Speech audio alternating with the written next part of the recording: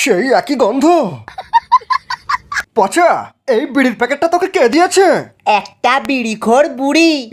বিড়িখোর বুড়ি? তার মানে আমার মা।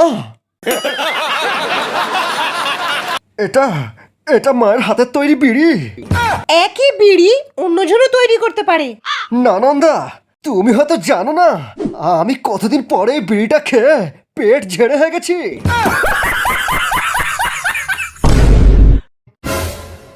মা, মা, তুমি জানো যে আমি তোমার স্পেশাল বিড়ি ছাড়া কিছু খেতে পারি না মা। মা গো, আমাকে একবার একবার তোমার স্পেশাল বিড়িটা খেতে দাও মা।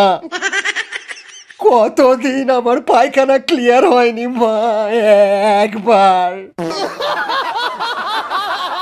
মা, তুমি আর বাবা যখন হানিমুনে গিয়েছিলে তখন একটু খৈনি কিনতে গিয়ে আমার বাবা সিঁড়ি থেকে পা ফসকে পড়ে গিয়ে সেই জায়গায় চোট খেয়েছিল। এ কথা তুমি জানলে কেমন করে?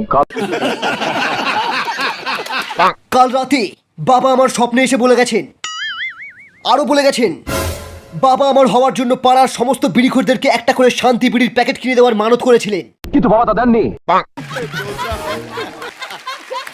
এখন এই বিড়িখোরগুলো আমাদেরকে শ্রাপ দিয়েছে, বলেছে এই রাজমহলে সবার পায়খানা বন্ধ হয়ে যাবে, বুকে গ্যাস উঠে সবাই মারা যাবে।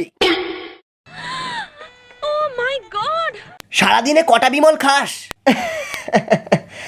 আরে বিমল খেলে মনে হবে পৃথিবীর সব নেশা ছেড়ে দিই। আরে আমি তো হাত দিয়ে যাওয়ার আগেই 10-15 প্যাকেট মেরে দিই। বাবা, আমার বাইকে তেল শেষ হয়ে গেছে। কাল তো 50 টাকা দিলাম। 50 টাকা? থু, শালা 50 টাকা তেল তো রাস্তার জামিতেই শেষ হয়ে যায়। পেট্রোলের দাম অনেক বেড়ে গেছে, তোকে আর বাইকই চালাতে দেবো না। আরে দরকার নেই তোমার বাইকের, আজ থেকে আমি টোটো কিনে চালাবো, নিজের টাকায় বাইক কিনবো।